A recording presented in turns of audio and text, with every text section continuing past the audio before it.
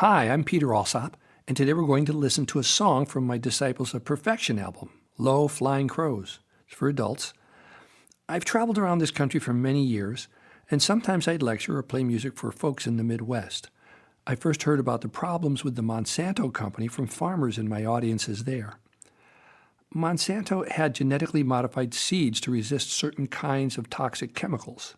The idea was to sell these toxin-resistant modified seeds to farmers, and then to sell the farmers Roundup or dicamba, or some other kind of plant killer, so they could plant a crop, spray it with the Monsanto toxins, and kill everything else growing around the modified seed plants. Then, no one would have to weed around the crops, and the remaining modified plants could take advantage of the minerals, water, and sunlight resources without having to compete with any other plants around them. Seemed like a good idea, but the problem with spreading toxins around where we grow our food was that Monsanto couldn't prove beyond a reasonable doubt that the toxins would not be consumed or absorbed by humans who worked in the fields, lived nearby, or were consumers of the genetically modified food plants. These toxins can also be carried by the wind into neighboring fields and contaminate the soil there, and be absorbed by other non-modified plants that will probably die. The water table in the area can also carry these toxins and hence become part of the food chain through animals or other plants. Monsanto, of course, had copyrighted the DNA of the genetically modified seeds, and upon occasion, when some of these modified seeds accidentally sprout up on a neighboring farmer's property, the company sues those farmers for the theft and copyright infringement of their modified plants, as those farmers had no license or permission to grow those seeds on their property. The farmers who actually have purchased and used the GMO seeds and who have successfully used the toxins on their property to grow the modified corn or soy crops eventually discovered that those plants did not produce new seeds that could be planted for the crops next season. And because their land was now tainted with the toxins they had spread the previous year, they are forced to buy seeds from Monsanto again for the next year, and on for every year after that. This, of course, ends the age-old cycle and practice of collecting seeds from the previous year's crops to seed the fields for the following year. As the farmers became more and more dependent on the Monsanto seeds, Monsanto raised the price of the seeds.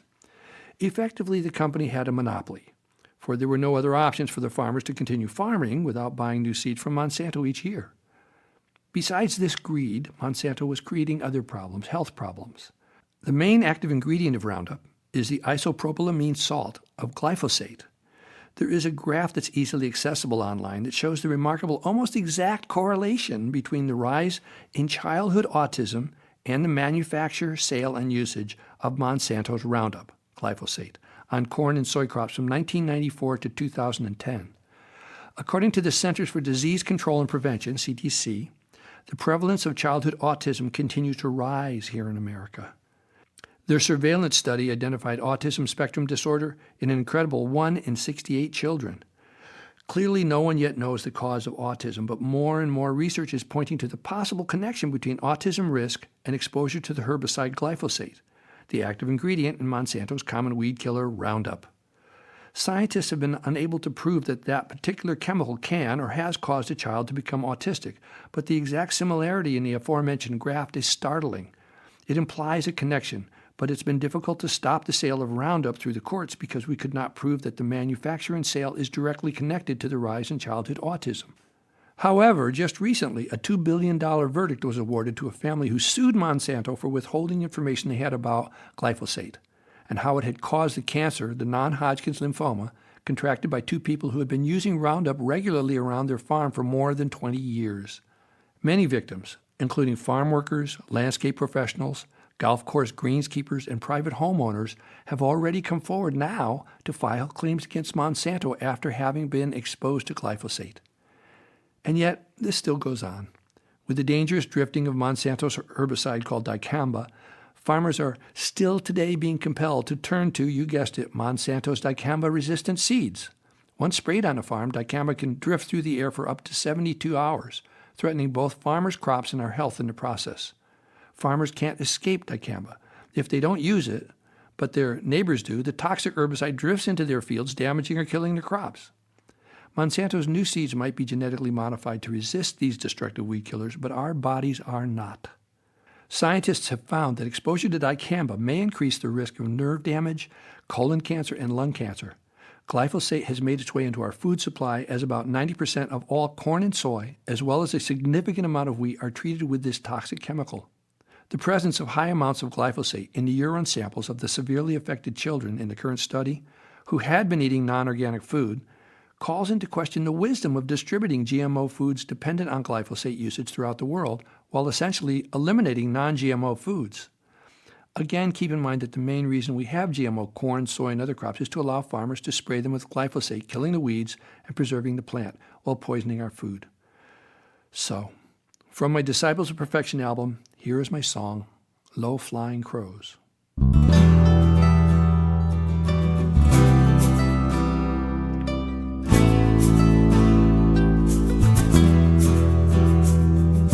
Low flying crows sailing on a wind, as cold as a city, as cold as their grin, skimming over our fields, sowing seeds full of tears, for their hybrids won't yield even one seed next year.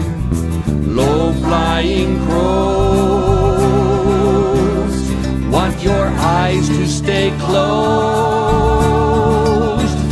Make sure everyone knows. Watch for low-flying crows. Watch for low-flying crows. Watch for low-flying crows. With their corporate seal, they darken our sky.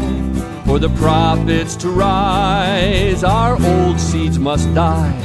When our heirlooms are gone, then the crows who we feed crow all night long, for we must buy their seed. Low-flying crows want your eyes to stay closed. Make sure everyone knows. Watch for low-flying crows. Watch for low-flying crows. Watch for low-flying crows.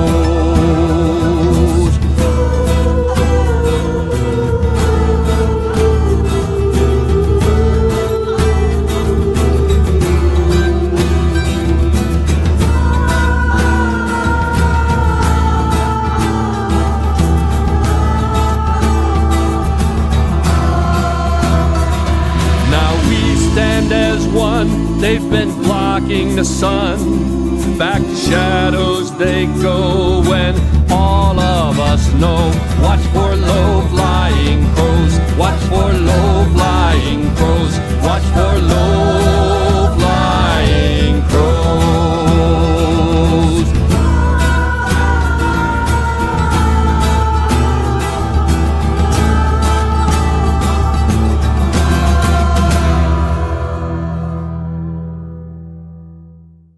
I wanted to share this information I had about Monsanto in a song, but I was feeling poetic and metaphorical, and I didn't want to just name names, so I used the images of crows.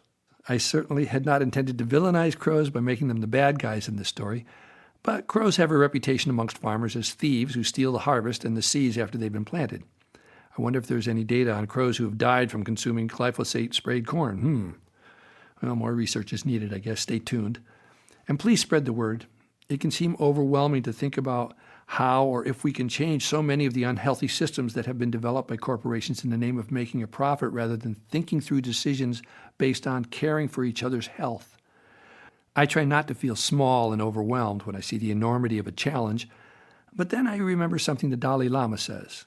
If you think you are too small to make a difference, try sleeping with a mosquito.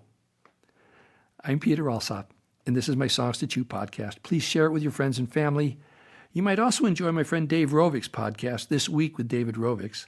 You can find either of us wherever you get your podcasts. See you next week with Chapter 1 of my Plugging Away album for kids and families, and more songs to chew for all of us. Bye for now.